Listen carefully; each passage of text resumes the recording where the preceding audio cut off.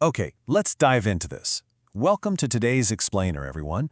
Today, we're unpacking a concept that honestly sounds like it belongs in a sci-fi blockbuster, but I can absolutely assure you it is one of the most urgent infrastructure challenges of our time. We call it Q-Day.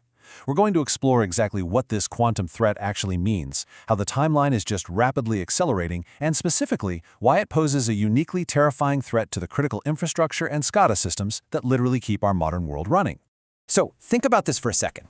Is your data, right now, safe from a computer that doesn't even exist yet? It's a completely mind-bending concept, right? But in this explainer, we're going to see exactly why the quantum computing threat isn't just some distant theoretical future scenario, it is a present-day crisis. The actions we take, or frankly fail to take today, are already determining the security of our most sensitive systems for decades to come. Section 1. The ticking quantum clock. Let's move to the timeline and see how this builds. You can kind of think of the impending transition to post-quantum cryptography as the Y2K bug of our generation. But unlike Y2K, which had a fixed, printed date on the calendar, the deadline for Q-Day is a total moving target. Look at how violently this timeline has collapsed. Just a few years ago, experts confidently told us that a cryptographically relevant quantum computer, a machine actually capable of breaking modern encryption, was decades away. Then the White House mandated a full transition for national security systems by 2035, but recent breakthroughs in quantum error correction from teams like Google have completely rewritten the math. By making qubits dramatically more efficient, Google has publicly committed to migrating its own infrastructure by 2029. So the clock isn't just ticking, it is literally skipped ahead. $100 billion. That's the estimated amount the world spent proactively fixing the Y2K bug before the year 2000 actually hit. People sometimes joke about Y2K being a massive nothing burger, but it was only a non-event because we put in the massive global effort to fix the infrastructure first. Early intervention worked. And honestly, that is the exact playbook we need to deploy for Q-Day. Now, to put that into perspective, contrast that $100 billion fix with this absolutely massive figure, $2 to $3.3 trillion. According to a recent City Institute report, that is the estimated U.S. GDP at risk from just a single-day quantum attack on one major financial institution's payment system. We aren't just talking about stolen passwords here. We are talking about cascading macroeconomic disruption if the cryptographic foundations of our economy fail. Section 2. Harvest now, decrypt later. So the crucial point is if the quantum computers don't fully exist yet, why are we panicking today? Well, the answer lies in an invisible heist that is already underway. Nation-state adversaries are passively sitting on internet backbones collecting your encrypted data right now. Sure, they can't read it today, but they are stockpiling it in these massive data warehouses. The second that a threshold quantum computer comes online, they apply it to this historical data, and boom, all those secrets are exposed. If your data needs to stay secret for 10 or 20 years, but the quantum computer arrives in 5, you are already breached. I really want you to absorb this quote from Space Daily. The damage is done at the moment of interception. The decryption is just the moment when the damage becomes legible. Think about that. You cannot patch a data breach from 5 years ago. You cannot retroactively encrypt an intercepted military communication or an industrial control system command. The exposure has already happened. This whole crisis is brilliantly illustrated using a simple math problem known as Moska's theorem. It goes like this. X is your data security shelf life, basically how long it must stay secret. Y is your migration time, meaning how long it takes to upgrade your systems. If X plus Y is greater than Z, the time we actually have left until Q-Day arrives, then mathematically you are already too late.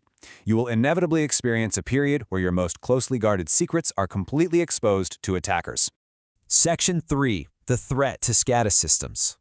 Let's pivot to how Moska's theorem creates a unique and, frankly, terrifying crisis for SCADA and operational technology networks. Think about consumer IT for a second. Your phone or your laptop probably gets replaced every 3 to 5 years, right?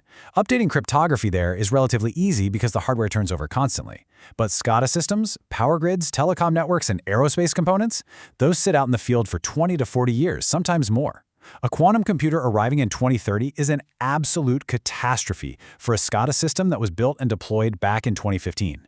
SCADA networks are sitting squarely in the quantum crosshairs. Because of those incredibly long hardware lifespans we just talked about, they rely on legacy embedded cryptography that is notoriously difficult to update remotely. We're talking about sensors on pipelines, remote control centers for energy grids, and water treatment facilities. You simply cannot just push an over-the-air update to a 20-year-old embedded sensor that's operating a high-voltage power relay. It just doesn't work that way.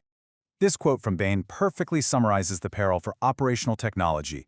Existing defenses built on assumptions about computational difficulty will collapse almost overnight. The cryptographic foundations protecting our power plants, our traffic lights, our water systems, they're all based on complex math problems that classical computers just can't solve. But a quantum computer uses entirely different physics. The exact moment a capable one turns on, that foundational math vanishes. Just poof, gone. Section 4. Trust now, forge later. So, while harvest now, decrypt later is all about stealing secrets, there is a secondary, equally dangerous quantum threat vector that directly targets our hardware and infrastructure. While the first one attacks the encryption keeping data private, trust now, forge later attacks the authentication, proving who data actually came from. A quantum computer can use an algorithm called Shor's algorithm to mathematically forge the digital signatures on software updates, firmware, and digital identities. Basically, adversaries could flawlessly forge the identity of a trusted software vendor or even a trusted network admin. Now, what's really interesting here is this concept: non-repudiation goes on day one. Once quantum computers can forge signatures, the basic ability to prove who signed a digital command vanishes instantly. The entire concept of digital trust is completely broken. Let's walk through how devastating this is for Sight-SCADA. Imagine an attacker pushing a malicious firmware update to a critical medical device, or sending an unauthorized command to a power grid's control center.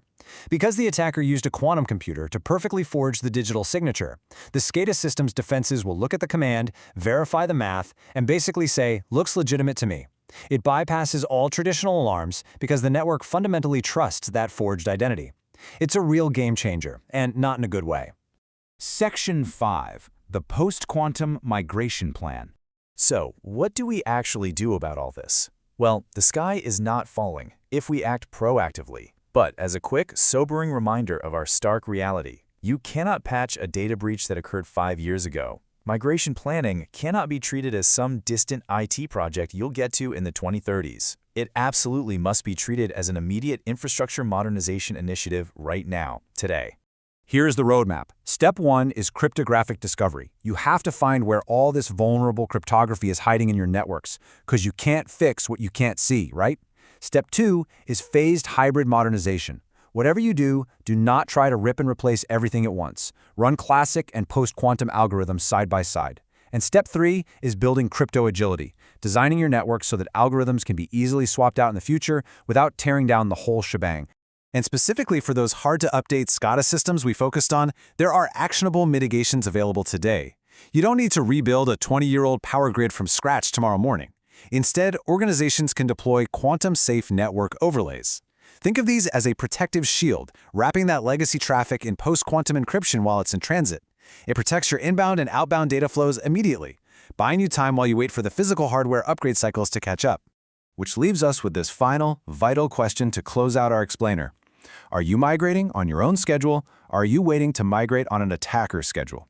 The quantum clock is ticking, the math is completely unforgiving, and the time to take control of your cryptographic destiny is right now. Thank you so much for joining me on this deep dive, and I highly encourage you to start assessing your network's quantum readiness today.